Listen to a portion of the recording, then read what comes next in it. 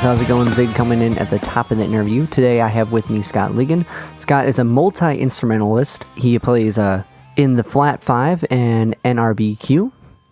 He's the real deal, man. A real working musician who lucked out, and one of the bands he got obsessed with, he ended up being in that band. Usually you grow up copying and imitating the artists you love, like maybe like AC/DC, and you want to be in AC/DC, but chances are you're not going to be in AC/DC, which is fine. But with NRBQ and Scott, it was a different story. But we get into that. Before we dive into his story and hear the conversation we had, we're going to listen to a Flat 5 tune. This one's called Look at the Birdie. Look at the Birdie off Another World. I started off with that tune because it reminds me of this Charlie Parker run, and we bring it up later in the conversation, so there's some context for it. All right, friends, before we get into it, if you can like, rate, subscribe, review, share the podcast on all the podcast platforms, comment on the Apple one, that'd be great. We just got a YouTube, so if you can subscribe, hit that bell notification. It helps me keep doing these, to share them with you. And here we go, right into it. Well, I'm just going to start it off. We're doing the Zig at the Gig podcast. I'm hanging out with Scott Ligon. Scott, I know we had the rough start, but how's everything going? How's quarantine been treating you as far as being a working musician with all these new things to overcome now? Yeah, well, I'm an exception to the rule, I think. I'm loving it. Yeah? Nice. Yeah. I mean, obviously, it's tough, and there are a lot of sacrifices to be made. But also, I've been a working musician for so long, and I've just been out there playing, several times a week since I was,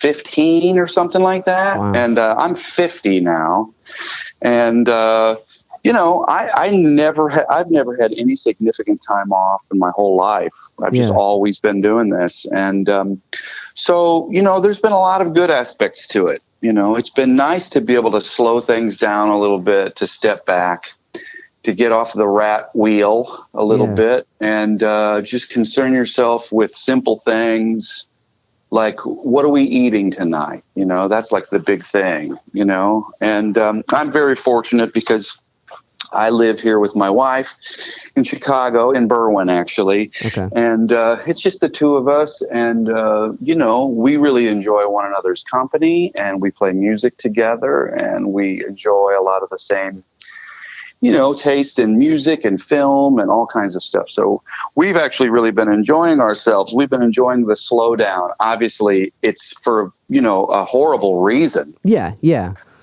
But I'm just trying to enjoy myself as much as I can, but that's no different than normal times. So I'm doing okay. I was able to play some shows over the summer outside, and had a great time doing that, and just feel very thankful for every opportunity that I get to do what I love.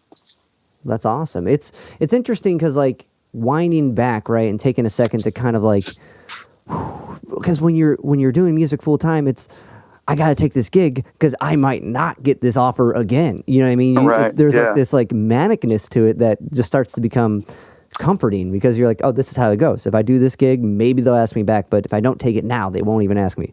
So yeah, there's definitely a lot of anxiety in, keeping your life booked. Yeah. There's a lot of anxiety in that. And I, for the most part, that has been, I've been relieved of that this year. There was a period there during the summer where, they started opening things up, and we were able to, start doing some shows, but I was only doing things that I felt that I knew I felt comfortable with. Gotcha. And to be totally honest, that's kind of how I am, just in my career now anyway.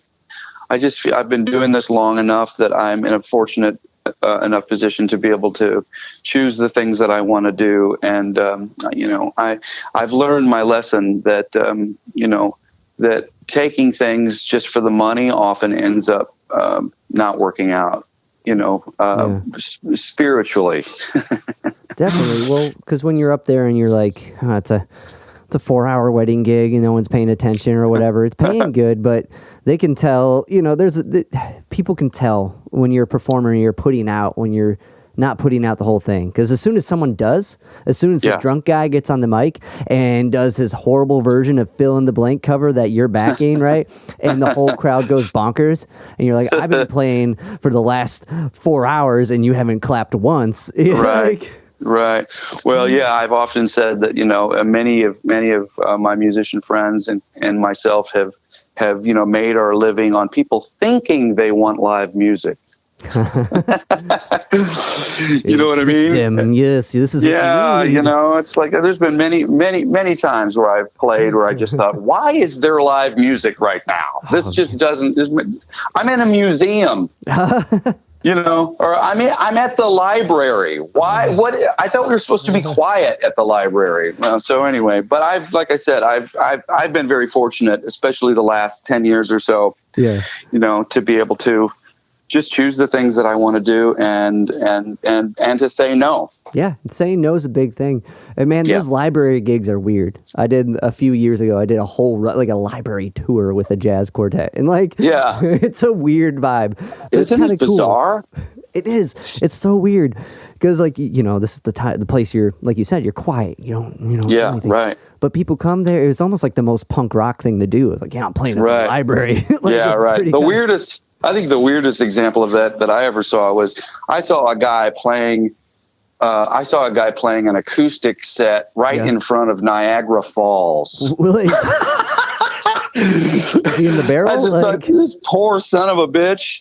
That's the only gig. It's like I got to go do the Falls gig again today. That is a weird man. You couldn't hear a thing. And who wanted to? Gone, we're not here to hear some douchebag. Pardon my French. You're good. But some dude trying to take the scape. You know what I mean? No one's gonna hear that one. That guitar's warped after that gig, and yeah, so that's kind of cool, but I would never want to do that gig. Yeah. But yeah, like I said, as far as coming back to the COVID thing and being able to sort of just step away from it for a while, I just think that's been invaluable for me, actually. Because I missed it, but it also sort of helps define the things that I don't miss. For sure. I know that I've talked about that with a lot of musicians. It's like, definitely brought into focus the things about what we do that we don't miss and what we do miss as well. So it's a good thing. Yeah, man, getting sleep's great. Yeah. And and it's cool because you're saying, you get to spend time with your wife. And does she play too? She does, yeah, okay. She does. She's a massage therapist and a musician and an animator. Wow, do it all. Yeah, she did the animation for our "Look at the Birdie" video. Okay.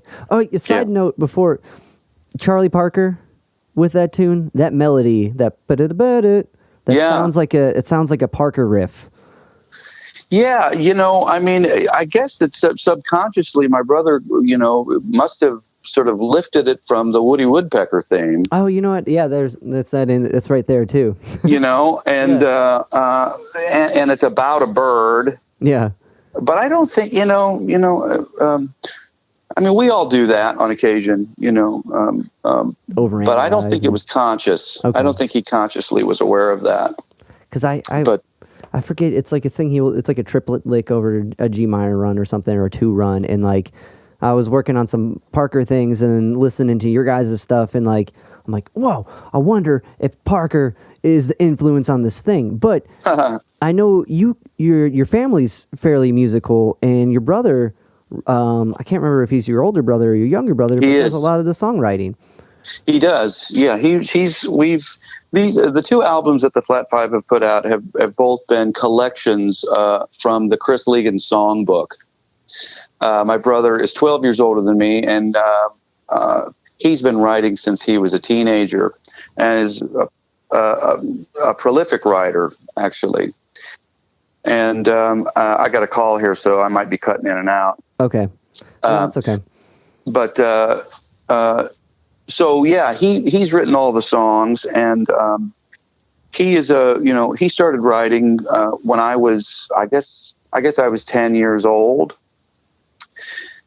9 or 10, and he started writing these odd songs, and invited me to be involved in the recording of them down in the basement. He had an old Sony 2-track reel-to-reel, and he was the person that sort of like introduced me to the idea that you could create your own music. Wow. So yeah, he's always been, sort of a hero of mine. And, but we've had careers that have, gone on separate paths. He isn't as much of a performer as I am. I sort of, lean more towards the performance aspect of playing music. That's what I like getting in with the group, and I like to improvise, and I like to try to keep things new. And I always feel like, my main means of expression is just through performance and improvisation. And Chris is pretty strictly a composer. Okay. But my dad was a piano player. He played jazz piano in Quincy, Illinois, in the 50s and early 60s. And started having kids, and I guess came to the realization that was going to be a tough road to raise 3 children, by playing jazz at the Elks Club in Quincy. It's tough. So he ended up working for Sears, and and he ended up having 4 kids, and I was the youngest of 4. And but it was a very musical family. Everybody in my family was very musical. I just sort of grew up in a big pile of records. That's amazing. What did your dad do at Sears? My grandma worked at Sears for. He was in the furniture department, and he ended up that was in the time when you could get an entry level position. Yeah, with a company like that, and work your way up and end up being regional merchandise manager of 10 different stores in the Midwest or whatever, and he raised a family of 4 on working at Sears. Yeah, my mom didn't work; she was a stay-at-home mom raising 4 kids. That's it. And but we had I had a very idyllic upbringing. I grew up in a small town. No crime, no violence. Everybody on my block, everyone knew one another. All the kids in the block, you just go running out the front door. No one would ask you where you're going or when you're coming back. It was just a very different kind of upbringing. But it was very safe, and my parents gave me a long leash, and definitely encouraged me to follow this music thing that sort of just ended up happening when I was in maybe 3rd or 4th grade. All of a sudden I could just kind of play a little bit. What was it? What was the instrument that you noticed that on? Was it guitar? Was it piano? Guitar and piano simultaneously. Okay. I was doing them both at the same time, and I was talking to my wife about this the other day, and I was just saying that I think that I have some sort of innate pattern recognition ability in music. I could just recognize these patterns. I could hear a chord and just know that chord sounds familiar to me. I mean, something as simple as a G chord just sounded familiar. Like this is in something, and I could find it in certain, Hard Day's Night by the Beatles is in G. And, but I had a really odd method. I had 4 strings on my guitar all tuned to an open G, and that was completely by accident. That was not by design. Yeah. It just sort of wound up happening, and the next thing I knew, that all I had to do was put one finger across the fretboard all the way up and down the neck, and I'm like a rhythm guitar player. Yeah, that's the beauty of the open tuning. Like, it kind of That's interesting that you came from, or you started with your guitar playing that way. It's like, it's kind of like a weird, what's Keith Richards doing? Why does it sound, why can't I do that thing? Because of the open tuning. That's usually something, the standard thing seems to be a mess of some type of guitar, but coming with like a 4-string guitar, it's almost like a banjo with the open tuning, right? Yeah. And, it's interesting because it was not, it was certainly not a stroke of genius. I mean, it was just ignorance. Yeah. I just didn't know any better, but I was recognizing these chords, and I was recognizing that, and just getting used to the idea of moving your hand up and down the neck and finding where the sound, where does that C chord come? It's the 5th fret if we're in G. Yeah. So you just started making all of those, and when you're a kid, you're so wide open, and those patterns just came really naturally to me, and I kind of started doing the same thing on piano. Now, piano is a different deal. I mean, because you can't put a capo on a piano. Yeah, and when you but because I grew up in a family where 3 people already played piano, I could kind of look over people's shoulders and get a sense of what's going on. And, the thing, as soon as you can find a C chord, you realize that shape works all the way up the keyboard, Yeah. Nice. So that pattern recognition, I think, was just something that I was very good at. It came really naturally to me. And problem is that I started learning so much music through these simple methods that I'd sort of, I didn't really create them, but I sort of stumbled upon them. And so then by the time, my parents started thinking, well, maybe we should try and get Scott some lessons, I had already learned so much music that it was impossible for me to start over.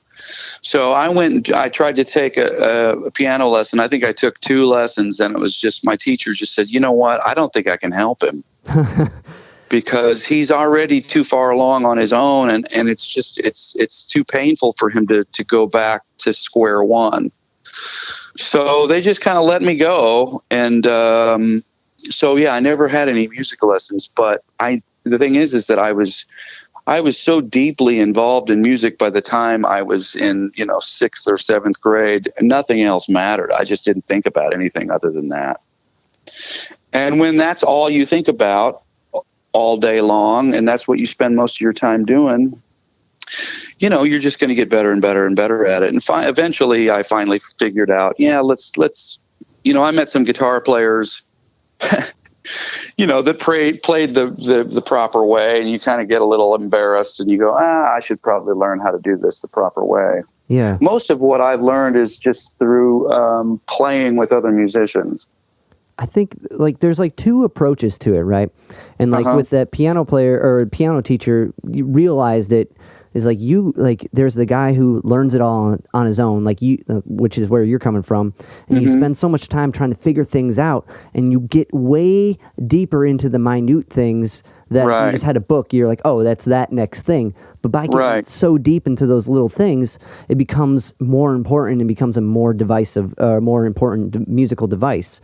And you got the academic guys who go to school and can read and play off the chart, which is an amazing skill. And I'm not trying to denote it at all. But then you got the guys who are like, all right, I listened to this Charlie Parker record so much and got that line down from doing that and figuring out how melodically it works, and almost being more of a music chemist in a way, and figuring out all these things the hard way. And those guys seem to be a little more obsessive about the little things that if someone who can read and does the more academic way will breeze by, and they're kind of more expressive down the line with it.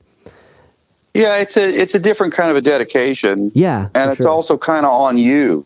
Definitely. That's the other thing is that I think I was had sort of like I had a problem with authority. I feel that when I was growing up, also. Yeah, and so I liked. This thing that I could do where I could go into my room and turn on a record, and I would be so inside that record, man. I'd just be in there for hours. And sometimes, it would take years for me to figure things out. I mean, I started working on things like, I started learning Blue Rondo a la Turk by Dave Brubeck in eighth grade. The weird 9 time signature, like.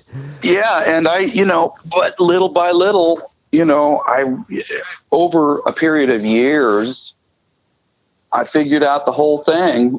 And, it's definitely a real sense of accomplishment. And you definitely feel smarter when you're on the other side of it, Yeah. And I still do that. I'll sit down with a Thelonious Monk record and like, all right, what the hell is this chord that he's playing? And I'll just work on it and work on it and work on it until I know I've got it,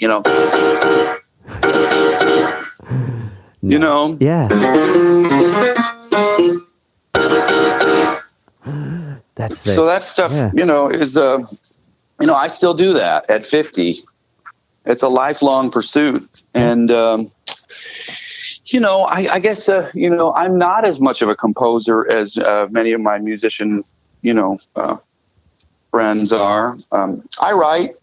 I just don't do it that often. And it's completely 100% based on inspiration. I'm not, I can't sit down and just churn out a song. I just can't do it. I have to just be, I have to be aware of it when it's happening. I have to be inspired and then be disciplined enough to go, all right, I'm going to sit here and finish this. I think that with writing, that's a big thing, is like either you got the guys that practice that discipline and like aren't inspired, right? And they make that inspiration by being disciplined, or like how you're doing it. You get that glimpse of inspirato and drive it out and like make sure you dedicate that time to it. Right. That Monk record, that live one with Terry Adams you guys did? Yeah. Ripping, man. Oh, thank you. Well, that was just, I tell you what, that was an unbelievable challenge because,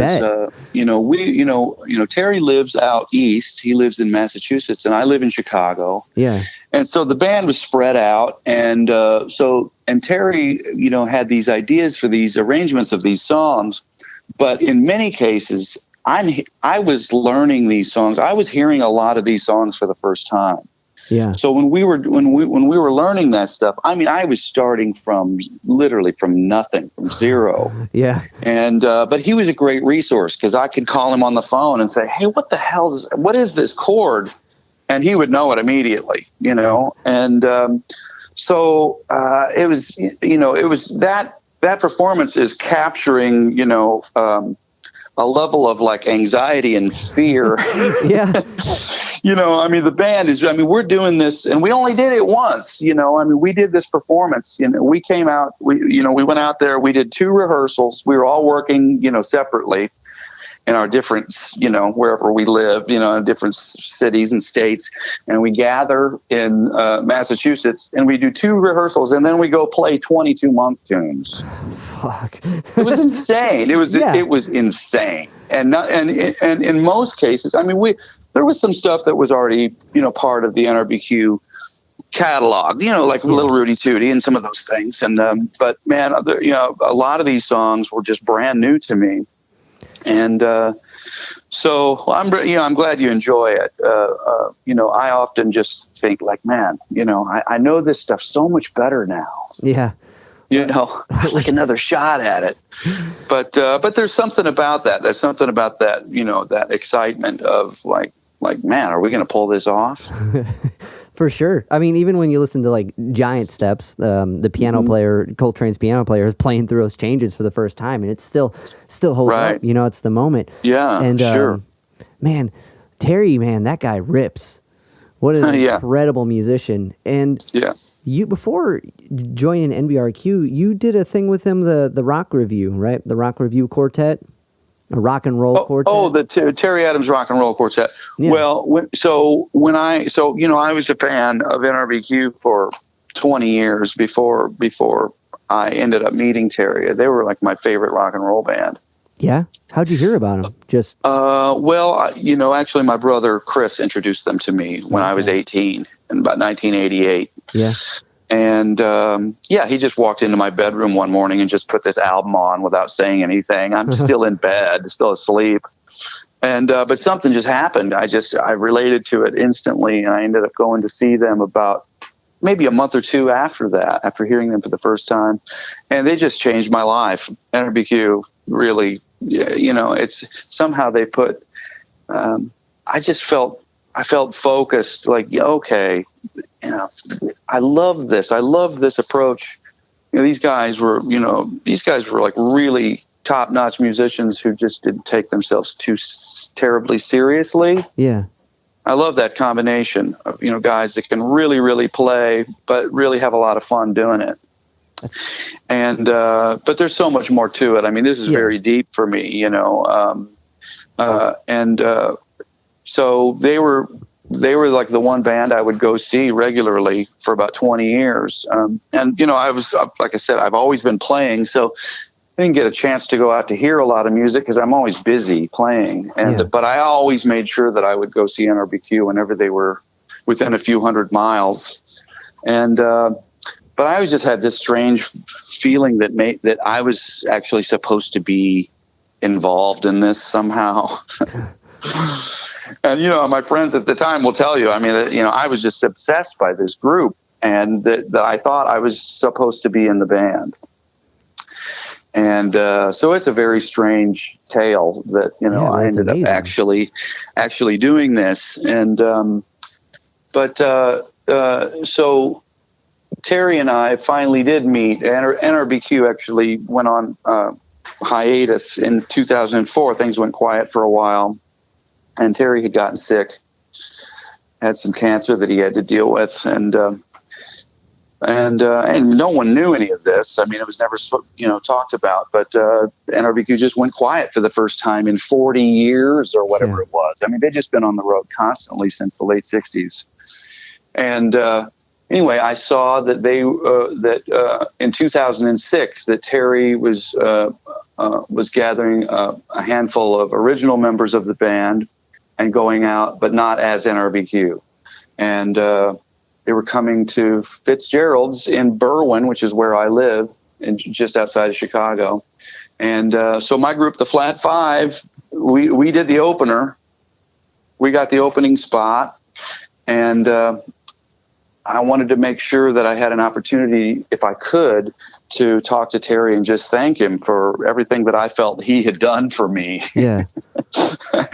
Unbeknownst to him. Yeah. But I just wanted to get an opportunity to thank him. And we ended up having a real nice conversation, and we hung out a little and played some music on a piano at the end of the night. Yes, it was. And anyway, a couple months later, I just got a voicemail saying, "Scott, Terry Adams, your leader, I'm calling you. Call me back." And so, I called him back, and we struck up this relationship over the phone. And, he hired me as the guitar player in his band, and he had never heard me play the guitar. He'd only heard me play the piano. And, yeah, I know. It's insane. Awesome. Yeah. The whole thing is just insane. And so, just based on the conversations that we were having, he could tell that I was the kind of musician that, that could do this. And so it was funny, though, because, in the months leading up to me finally going out there and meeting him and actually playing, we would always end our phone conversations, and he would always end the conversation with, "You better be good." No pressure, terrified. Yeah. I hope he thinks I'm good.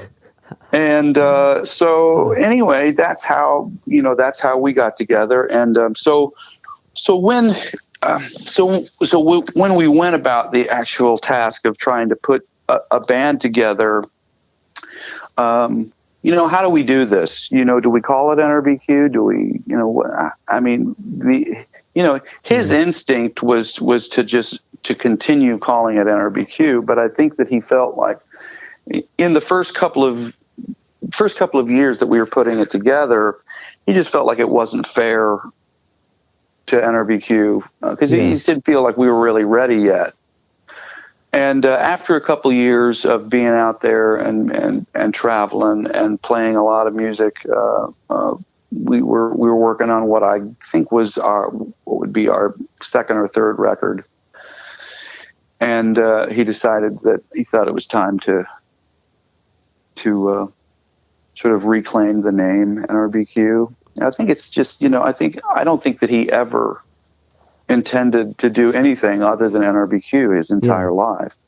That's just what he, that's his life's work. And I just think that it was very important for him to be able to maintain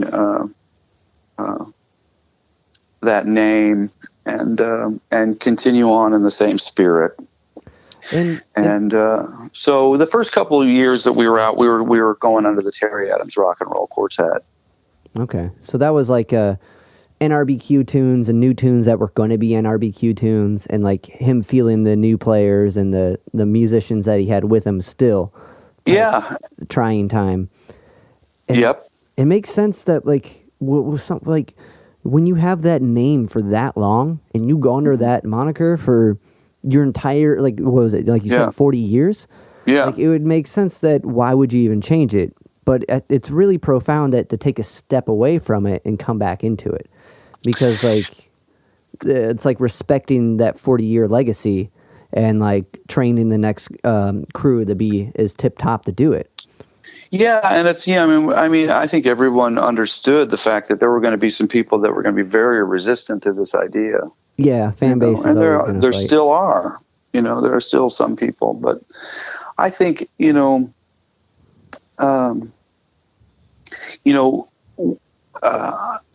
have zero desire to replace anyone. Yeah. I mean, I love every single member of that band. I mean, and I honor them, and really, I never wanted NRBQ to ever break up. I was like the biggest NRBQ fan that there was. And, but I think that once people kind of got to know us and people got, realized that our hearts were in this thing. And this certainly wasn't like a money making, this isn't we're not in it for the money. I mean, there never really was any money to begin with. I mean, and I don't mean that as any, I just, this is, for me, it's about following my instincts about something, that I've felt since I was a kid. I mean, I was introduced to this when I was 18, and I was just obsessed with this music, and also became, I just had this really strange feeling about Terry Adams. I just felt like I know this guy. I'd never met him, and I felt like I already knew him, and I knew we would be friends if we ever had the opportunity to talk. And I was right. That's amazing. and sometimes you just have a feeling about people. And I've been very fortunate and very lucky that, all of the best things that have happened to me have happened because I've followed my instincts about people. And, that's how it worked with my wife and with many of my friends and with Terry. And so I think that for the most part, I think that NRBQ's fan base has gotten used to this idea now. Yeah. That it's kind of like, it's almost like it's like the Duke Ellington Orchestra or something. Members kind of, they come and go, but Terry has done a very good job of sort of, keeping the ideals of the band intact. And that's what's going to be important as a fan, like to accept anyone new stepping in. And just the idea that there was a guy who was so into this band and to eventually get that call, that's like movie stuff, you know what I mean? Or to eventually cross paths and then get that call. That's like unbelievable. And like that story put into it as a fan of any band, that'd be like, oh, that guy's so lucky. That's cool. You know what I mean? Like, that story is too fantastic and magical in a way to be frowned upon. And and aside from, you got the chops to do it too. You know, it's not like you're stepping in there and you can't play and it's just like a pandering thing. It's not. It's like this guy loves the work and can do it. And the fact that it worked out like that, it's amazing. And like with a group like that, it's gonna eventually have to become some type of ensemble like esque mindset, like with Duke or with like, even if you look at a career like Miles Davis, like he would bring new people in all the time. Sure. And then they became the guys. You know what I mean? Right. Yeah, like, absolutely. So that's incredible that spot opened up, and like I'm sure the fan base opened up eventually, and you've been with them since.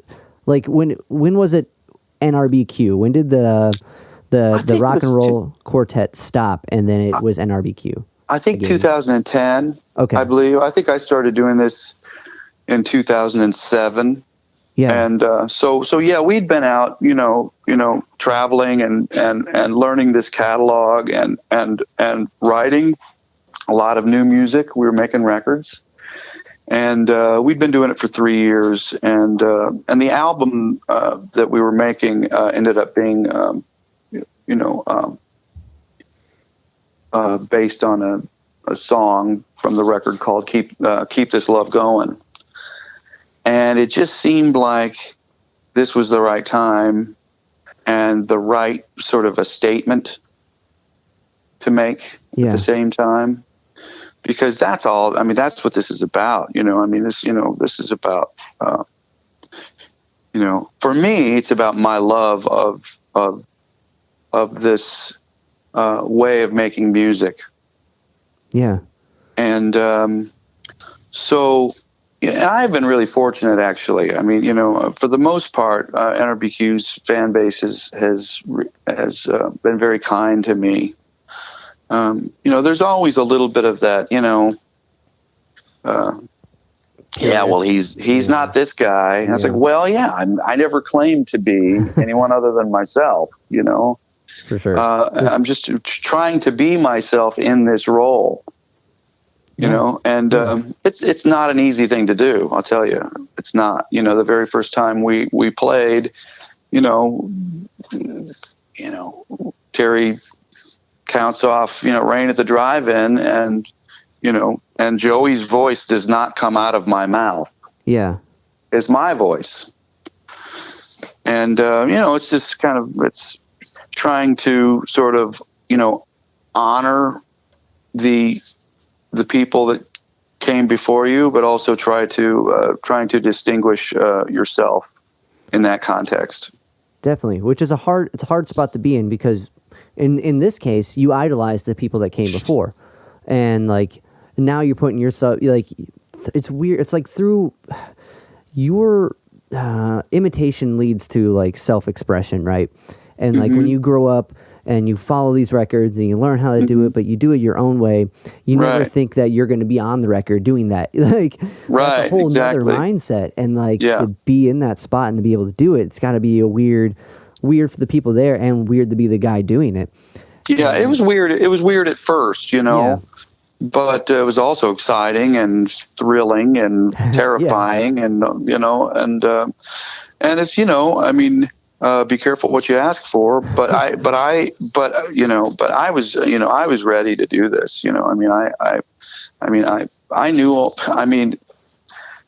This isn't a brag, but I already knew all these songs. I spent so much time by myself with those records, all 30 of them or whatever it was. Their catalog's deep. Yeah. And, so, and I always kind of just had this sense that like, all right, I'm going to be ready in case this ever happens, and the funny thing is that I had kind of stopped thinking about it when it finally did happen. I find, I had, at some point in my life, I decided like, I need to stop this. This is ridiculous. Why am I thinking about, I have, I've got plenty of music that I can make. I'm already in several different bands. I'm a working musician. And I enjoy what I do. Why am I still worrying about this NRBQ thing? And as soon as I did that, just a couple years later, it came to me. That's all. Well, it's really, your opportunity when you have a success is when the opportunity comes and you're prepared for it and you put in that much time, and like that's incredible. Is that period when the Flat Five took place? Yeah, exactly. So the Flat Five came into being. Well, I moved to Chicago in 2003 because of my relationship with Kelly, my musical relationship with Kelly. And, we also had this amazing thing happen where, she was supposed to perform at a show that was going to be hosted by my brother. Oh, is this when you guys were doing like the gospel stuff? Yeah, this is just shortly before that. Now, Chris and his wife Heather, who's a cartoonist and a filmmaker, they host shows in Chicago, and they actually had a record store in the 90s where they would have it would be multimedia shows. It would be music and film. That's cool. Yeah, and sometimes, comedic bits, and Chris would always be the host, and Heather would project 16 millimeter film. It would go shooting through the air, get up, onto a screen. And so they've, been hosting these shows in Chicago, and Kelly Hogan was booked to perform at one of these with her guitarist, Andy Hopkins. And about a week before the show was supposed to take place, Kelly called Chris and to let him know that for whatever reason, Andy could not make this show. I don't know, it was like an emergency situation. And so she was thinking she was going to have to back out. And Chris said, well, actually, hang on a second. My brother Scott is actually here. This was why he was actually living in Delaware at the time. We don't need to get into that. But I was out there visiting him, and we were going to come back to Chicago and put this show on. And so I said, well, yeah, I'll do it. Why not? And so we started just talking about some songs, and it was all brother and family harmony. It was like Everly Brothers, Louvin Brothers, Davis Sisters, all of that kind of stuff. George Jones and Melba Montgomery, and that kind of thing. All this, tight harmony stuff, and so it's either going to work or it isn't. And we got together the day before the show at Kelly's apartment and sang in the living room, and it was just this instant. It was just like this amazing thing. The very first time we sang together, it was instant. It was obvious, like, this is really good, and so that's what actually brought me to Chicago. I just said, this is so good that I think I need to follow this.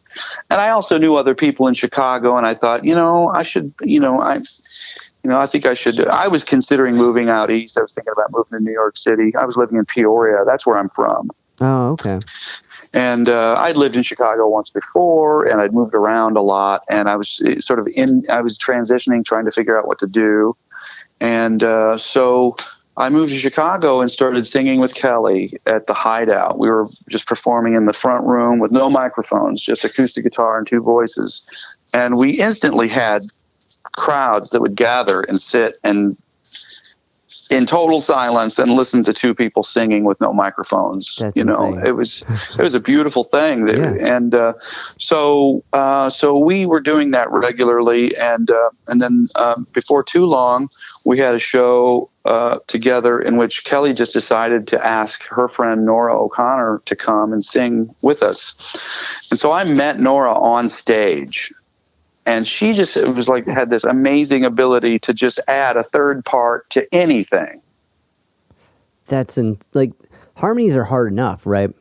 Just to get them right. And then to get one where you really gel and the tones a knockout, like you and Kelly found, but to have someone who can just fill in the gap. Yeah. That's a whole nother skill set. It was an instant, we just had this instant, trio, harmony thing. And so we just decided, well, we need to pursue this. And while we were doing that, I had just recently met this guy named Casey McDonough, and we were exploring this whole other side. We were also developing a harmony thing of our own, and but also exploring all of this music that we had in common. And we were playing local shows together, and we were developing a musical relationship. And eventually I just thought, man, I need to get Casey in on this thing. And so we were a quartet,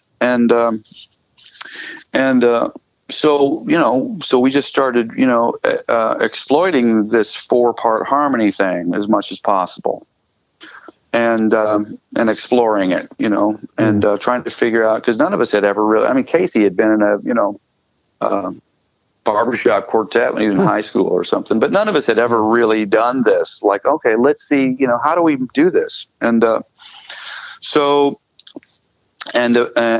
when we first started, we had Gerald Dowd on drums, okay, who I first met playing with Robbie Fulks. Oh, okay, and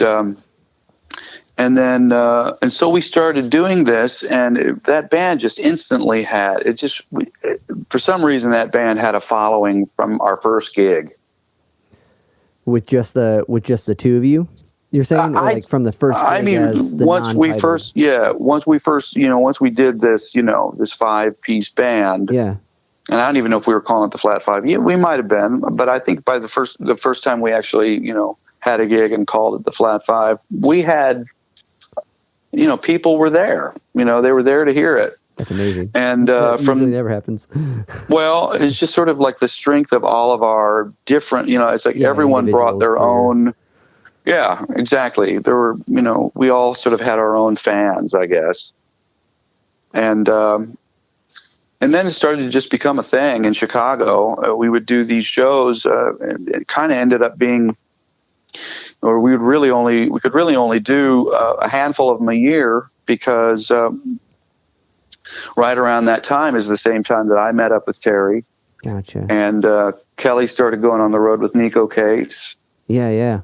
And then with Jacob Dylan, and you name it, the Decemberists, and Nora was involved in that, the Decemberists, and so we were kind of all going in separate directions, and just getting together once a year and playing shows around the holidays in Chicago, and they were extremely successful. There was something about us only doing this once or twice a year that made people really want to be there. Yeah. And you do that for a couple of years, and it just kept growing. And then, so when we finally decided that we needed to start doing this, a little more often, because we just enjoyed it so much, and we were just developing this huge repertoire of songs that cover all kinds of genres, going back as far as, like Duke Ellington and Hoagie Carmichael, and, all the way through, the Beach Boys, and up to even things like, XTC. Yeah. And George Jones, there's some and George Jones, and we were very capable of just genre hopping. Yeah, which is, as a musician, as far as not that in this case you would need to be fitting the venue because the crowd's coming to you, but you want to be able to, be like water, like the Bruce Lee quote. You want to be able to fill in any venue that needs live music. You're like, jazz, I got it. Country, I got it. But you guys do such an amazing job of melding all these, especially on the new record, melding all these different genres and keeping this vocal harmony tightness, and it's kind of at the forefront of every song, which is super hard to do, because as I'm a guitar player and a singer myself, just the harmony thing is so hard to do, right? To get that right with somebody is such a tricky thing, or even to record it. It's, and to hear it and to pull it off live like you guys do, and to the amount with that many voices. Right. It's incredible that just everything came together for this moment like this. And I wanted to say, sorry. Go ahead. No, I was going to say the name Flat Five for a group like that. At first I'm like, I don't hear any flat fifths in those harmonies, man. Those are too tight and not dissonant enough. But then I was thinking of it as a music bit, and that's perfect, especially with all the genres you guys cover. There's a lot of flat fives in that. Yes, absolutely. And, I will say that as far as the band name is always the worst part of being in a band. For sure. Yeah. it's the worst part of it. We got to come up with a name, especially when you're, a working musician who's in, who works in a lot of different bands. Oh God, we got to do this again. But, as far as I mean, all of the things, and I appreciate all of the, nice things you said about, the difficulty of what we do. But, I have to say that, although it can be difficult, it's really pretty easy for us. These things that we do, they come very naturally for us. We didn't have, it wasn't an intellectual thing at all. It wasn't like, hey, let's put together a vocal group. Yeah, no, it was all per chance, which it's kind of like your NRBQ experience, and like it's all like this absurdities that lead to these amazing things. That's right. And we everything is about sort of just exploiting what it is that we already do well. Yeah. And being aware of it.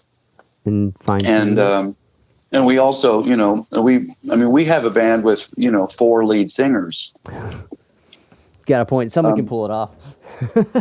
Yeah. And so, but it's fun because, the Flat 5 shows almost work like a variety show. Just, every song is a different look. It'll be the bass player is singing lead with 3-part harmony behind him. And then it will be Kelly singing a solo with no vocal accompaniment at all.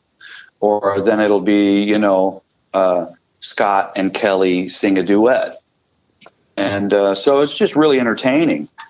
There aren't a lot of bands that have that much versatility sort of just at their fingertips. For sure. If anything, like most bands, especially now with like how music is marketed, right? It's all this algorithmic, like you like this genre, so you're gonna like this same genre, right? And like it's all put that way. And like when you see it on stage, a lot of times it's the same thing, hopefully more exciting.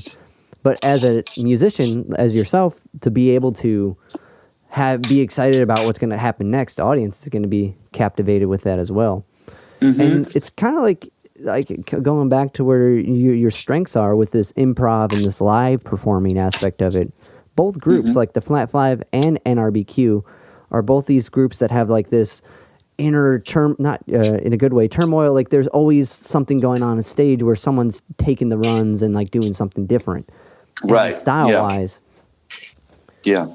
So as far as like the marketing aspect of how stuff works now, it's got to be a headache for them. But being there and being like in this whole like experience and captivated by it, and like both bands live, because I was going through not all the videos, but going through the videos and checking it out and like getting the vibe for it. It seems fun. Like that's a fun show. Yeah. Both those groups are exciting to just be in front of, because like how you're saying, you don't know what's going to happen. Well, thank you for saying that, because that's really that is the fundamental thing that is at hand here. It's fun. Yeah. I mean, end of story, really, to be totally honest. I mean, that's why I got into this in the first place. The first time I ever played music with my friends, it was the most fun I ever had. Was that, and the rest of my life has been spent just trying to do that again. Is that in your when you were in the Jam, the years? Yeah. Oh my God! Wow, you're good. Yeah. We didn't know there was a band called the Jam. Yeah. At the time, very popular band. Yeah. Super rad band too. But yeah, we were a bunch of kids, 11 and 12 and 13 years old, and just learning how to play music. And, but yeah, I'll never forget it. I'll never forget. I remember the moment we decided that we could have a band, hey, yeah, I play guitar. You play guitar, it's like, hey, let's do this. It was like the most exciting thing. It was like the greatest, it was like the best decision ever. It was like, okay, now I know what I'm going to do with the rest of my life. Well, right? Yeah, it's weird. You don't think of it like that in the moment. Maybe, I don't know, maybe you did, but like, you're like, we're doing this. We're conquering the world together as this unit. Yeah. Like, Yeah, it's a blessing to have been able to. Were you doing the open tune thing? Sorry, oh yeah, yeah, okay. Yeah, absolutely. I was doing that, but the thing is, well, here's what happened. So, one of the guitar players hadn't really learned yet. Yeah, but he was going to be a guitar player because all we had to do was put tape on the neck of the guitar, and all he had to do is put one finger across a fret, and he's a rhythm guitar player. So we used that method for one of the guys in the band, and then one of the other guys had actually taken some lessons and knew how to play sixth string, and he was the lead guitarist, and I moved to bass. I didn't know how to play bass, but I just knew I could do it for some reason. And I also, at that time, I was, I had a really high voice at that time when I was 12. Yeah. And so I always sang the Paul parts. Oh, so you're doing the Beatles cover. Yeah. That makes sense. Musically, I hear that a lot with both projects. I hear a lot of Beatles influence in what you guys do. The Beatles are definitely the reason that I'm a musician. Yeah. Oh yeah. Record-wise, or did you see the TV performances that were like, that's what I gotta do. I gotta get these guys. There's a recording of me singing "Hey Jude" into a cassette recorder when I'm 2. Nice. I was 2 years old. So, I mean, they've been there forever. There was never not a Beatles, in my consciousness. So, and I remember the moment that I decided I was going to be a musician too. Yeah. It was before I could actually play, but I was looking at the Magical Mystery Tour album. Yeah. And for some reason, it was like, whenever this was, I don't know how old I was, but it was the moment that I realized, oh, Paul plays differently than the other guys. Huh. He's like left-handed. Tone-wise? Oh, no, okay. he's left-handed, right? Gotcha. Yeah. I was like, oh, that's cool. That's what I want to do. I remember thinking that I want to play, and I want to play differently than the other guys. I'm going to play it to this side. You guys do it to that side. Yeah, and at first I thought I would try. I actually tried to learn left-handed, and it was useless. It was ridiculous. Yeah. Well, and that didn't last very long. Yeah. But metaphorically, and when I look back at it, it's like, oh yeah, it kind of makes sense. That I wanted to, I wanted to play music, and I kind of wanted to just do it my own way. That would make sense. Well, you're pointing your own direction like Paul was. And with how you did it, just learning it all, you're locking yourself in the thing and figuring it out and taking years even to do it. Yes, and being incredibly stubborn. Have you ever crossed? Well, yeah, to some degree, there's the healthy amount of stubbornness that I don't even know if that's the right way to say it, but to accept that I'm going to do this thing, I'm going to express myself and make this what I do for a living. And if I'm eating Taco Bell and living in this van, that's it, or yeah, absolutely. I mean, I was actually playing. I was playing gigs during the week, during the school year. Yeah. When I was in high school, I was 16, and I was playing on Tuesdays and Thursday nights, and I was just doing it.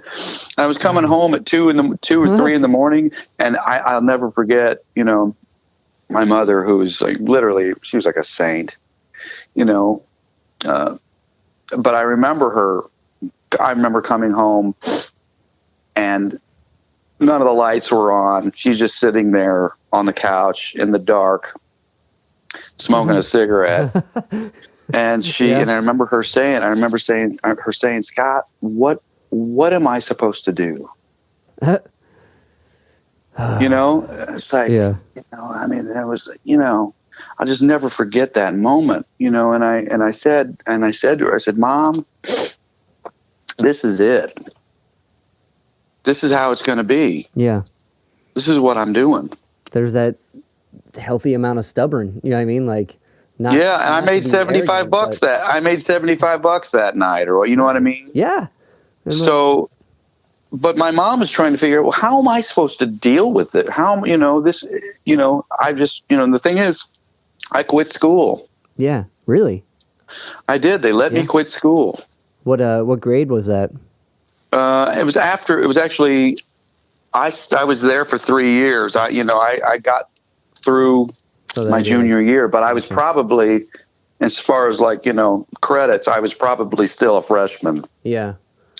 Because I just was terrible. I couldn't, and part of the problem was that I couldn't be a part of the music program because I couldn't read. Gotcha. Can you read? Even though the music instructor knew about me, and he knew he'd heard me play Blue Rondo a la Turk that I'd taught to myself. Nice.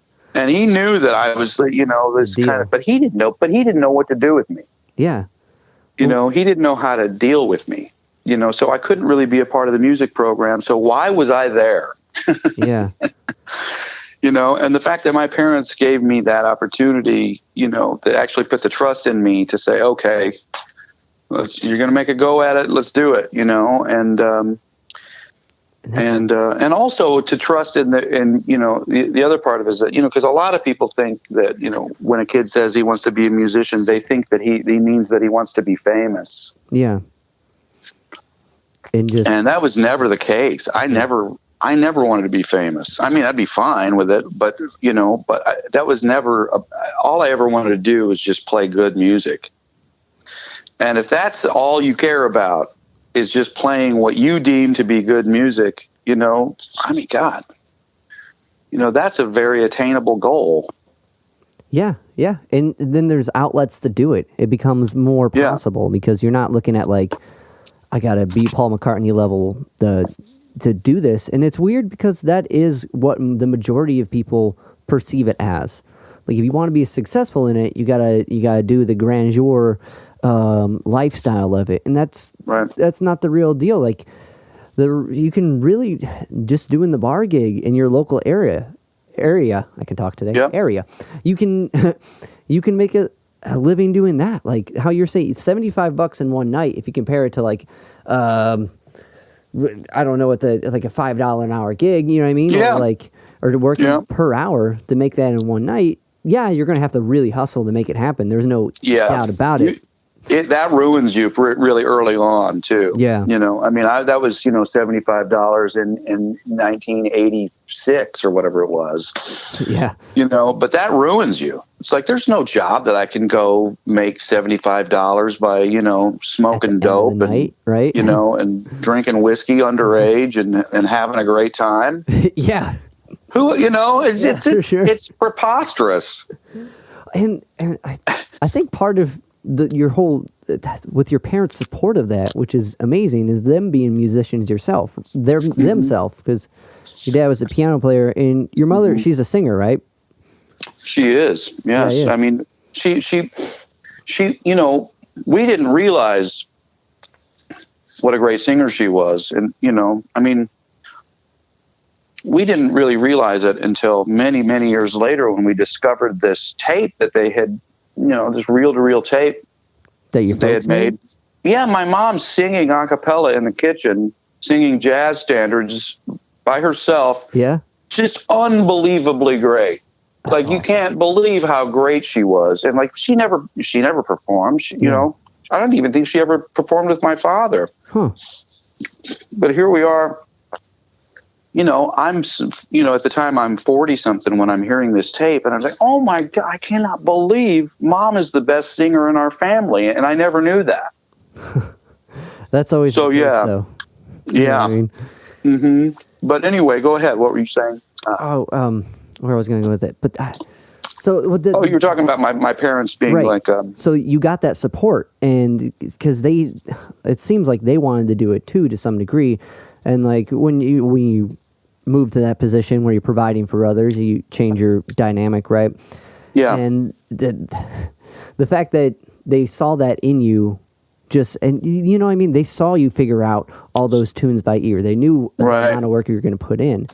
So, and almost just kind of just allowing that to happen is it's absurd because that's not the standard story you hear from the rock and roll, the musician beginning is what I was. It's the opposite, exactly. Isn't it? Yeah, it's the opposite of what you usually hear. 100% the opposite.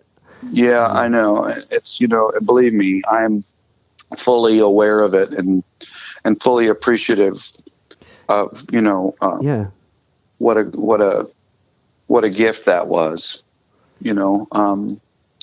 I think you're right. I think they probably, they always, maintained that, that little bit of a spark for, what could have been for them. But, they definitely, they pushed us, they wanted us to, if we wanted to do that, they wanted us to, they wanted to help however they could. I mean, my mom was, you probably heard, my Chris's song "Florida." That the Flat Five does. Tune. Yeah. Well, my mom was the kind of, you should send that to Florida. You should send that to them. They'll do that. Just hey, you guys need an anthem for your state. Florida's gonna want this. There's definitely the parent the parent advice for how the entertainment realm works. Right. Isn't that great, though? Yeah, to some degree, they're right. You never know. Yeah. Maybe Florida's like, we didn't have a song, but now we do. Right. But no matter what, it's just where it's coming from. It's the heart behind it. It's just a beautiful gesture, and so those are the kind of people that they were. And they were very, actually my parents were loved by a lot of my friends because they were like that with my friends too. Yeah. You know what I mean? They were just, they were your biggest fan. That's awesome. You need that when you're trying to do the thing. You need some validation, and when it comes, especially from an adult and an adult that's not related to you, that's even more impactful. I can't tell you. I mean, my my wife Sharon, she's so talented in so many different ways. Yeah. And but my mom was just always so, she was just, just always, she was just so, she would never pass up an opportunity to praise Sharon. No. You know what I mean? Yeah. And that's just that's a really special thing. And so they were great people. They're gone now. Yeah. But I'm sorry, that sucks. But I mean, they're just they're a part of everything that we do, and that's a big part of why this second Flat Five record exists. Because my mom passed away in 2018, and the months following that, it really just felt like, okay, let's do another album of Chris Ligon songs, because it just seemed like there's just so much great stuff there. Why not do it? And the whole time we were recording the record, I was thinking about my mom.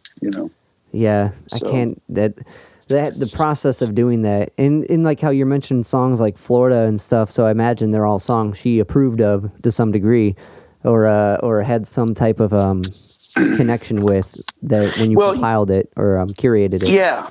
Well, so Chris and I have worked together a lot over the years. I mean, we've made a lot of records together. Yeah.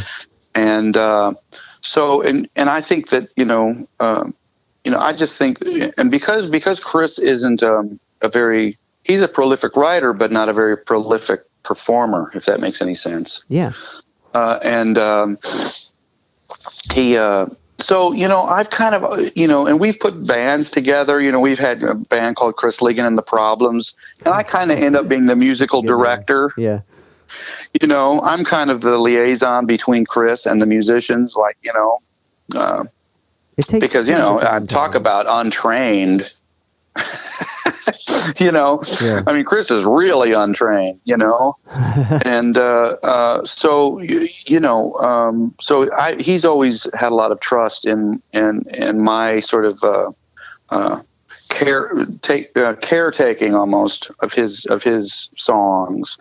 And so we had Chris's blessing from the very beginning. He was already a big fan of the Flat Five and what we were doing before we started doing his songs. And he was honored by the notion that we were going to do this. And so he was completely open to it. And, I would just, as we were recording tracks, I would send them to him, and he was just always, just so full of, excitement and joy over this project. So, but on the last record, we did do some things together where, there were some songs that were kind of almost unfinished. That, so like for instance, the song "Over and Out," the last song on the record, existed in a different form than where it ended up. Pretty dramatically different, actually. I mean, the idea was there, but it wasn't really a complete song yet. It was kind of just a verse. So when he's sending you this stuff, is it literally just lyrics, or is it lyrics and a melody? Oh no, he always records everything himself. He'll write and record his songs, and then he'll just pass them on. Yeah. And it's not. I mean, he's doing. He's writing and recording for himself. Yeah. And if any of it ends up working out for the Flat Five, that's great, and that's just a recent, thing for him to even consider. Yeah, now he's got this team, the idea of like build it up to this amazing piece from the core thing. Right. So that's a new idea, really. But I think there's been a couple things that he, in that context, has written for the band. Like I think this would be really good for them. I think. I get the feeling that Over and Out, or not Over and Out, This'll Be the Day. Yeah. I get the feeling that he might have had the Flat Five in mind. He never said for 100%, but I get the feeling he had the Flat Five in mind. You guys got these hunches in your family. I'm sure he did. Yeah, unspoken hunches. Oh yeah, he's like. Actually, just this morning, I was listening to this album, this music by Nino Rota. Okay. For a Fellini film called Juliet of the Spirits, which is a soundtrack album from 1965 that Chris gave me about 6 years ago. Damn. So, and cracking the pile. And well, actually, I'm listening to it for about the 300th time. Oh, okay. So it wasn't the pile. So I am just, so he's just always had this ability to just, to give me a piece of music at just the right time. And he knows, and and that it just like and I've been obsessed with this music since that day. Yeah. And so we do have this kind of this he's still my older brother. Yeah.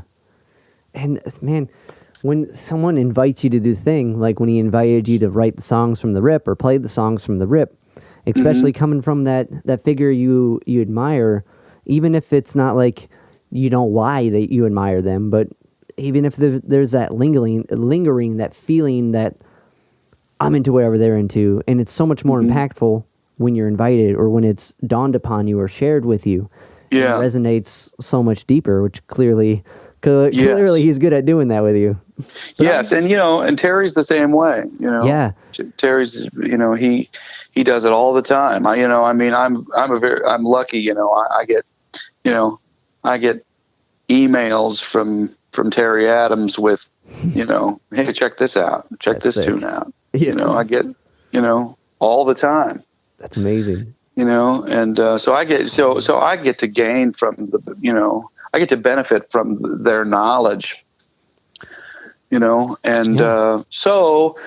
in turn, a lot of the music that I make is about kind of honoring people, honoring Chris, honoring Terry and NRBQ, and even in the Flat Five, that's how I think about it. Even when it's like, it's Casey singing, Look at the Birdie.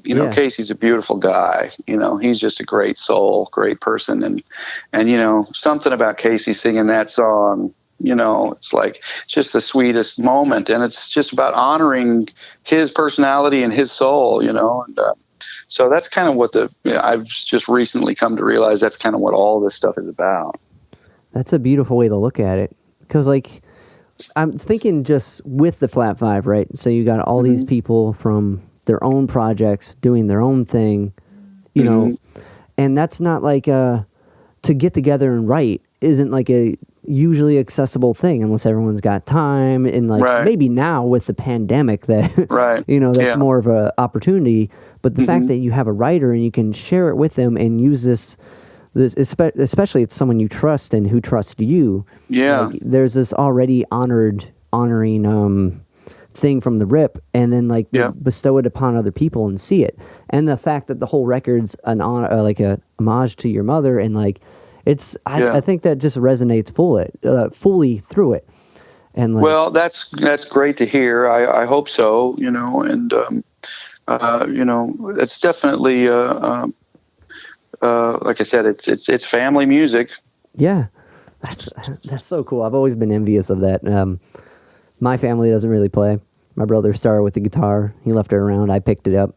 But and my grandpa dabbles with the accordion, but never enough to like play. Sometimes the cousins get together at reunions and we get to play and like, but not like to the level where we're doing harmonies and stuff. That's some cool I think it's interesting too that people become musicians in spite of their surroundings. Yeah, like I find that interesting because that's not my story, Yeah, it's almost not surprising with your family that you're like, oh yeah, and I've said that a million times. I've said it is like not at all special that I ended up being a musician. It's like totally natural. It would have been more surprising if I wasn't. Yeah, so like you're saying with your like, so it is interesting and like. I don't know, especially someone who had to really fight for it, which wasn't necessarily my case. I didn't really have to fight to do it. I had a good support team still do have a good support team. Yeah. And just fall into every avenue. And like right now I'm kind of, my main gig, because there's not too much gigs, is I teach. Yeah. I'm a music teacher at a charter school for kids with autism. Really? Yeah.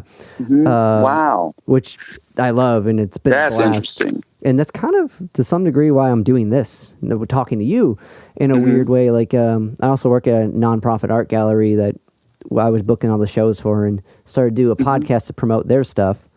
And then I started pulling stuff from those interviews, like little bits of knowledge, and putting them in my online lessons.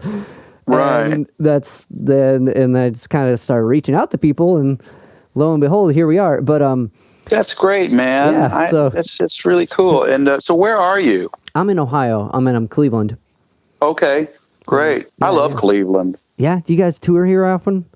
Yeah, NRBQ, play, is it the Beachland? Oh, okay. Yeah, my band, we just did so we've had 2 gigs this whole shutdown. We played, I play in a band called C Level, letter C dash. And I did learn there's an SEA level years into it, so I've had your jam sitch. Like, shit. Luckily for you, it was earlier in your career. But we just did a benefit show at the Grog Shop in the Beachland, and we sold out both nights, and everything was to keep the places going, right? Yeah, and, right. God, you guys would kill the Beachland, so I can see you guys being a perfect fit there. I like playing there. I like that room, and I like that there's a record store right there, and there's a coffee place right down the street. Real good coffee place. What's the name of that? 6 Shooter. Yeah. Yeah, they just moved down the street to the opposite side. But yeah, that place is awesome. Yeah. Man, I hope they're hanging in there, man. Yeah, you got to. Man, I worry about the coffee places during this time. I know. You got to sell a lot of shots of espresso to to pay your rent. Yeah, you do. And like when you're competing with like chains like Starbucks and stuff. Like I'm a coffee guy. Yeah. Like, me too. So that's kind of my go-to. I don't drink, I don't smoke, but I'll get caffeinated. And, all these little ones I've been going to extra, like maybe go there twice a day just to like make sure they're still open.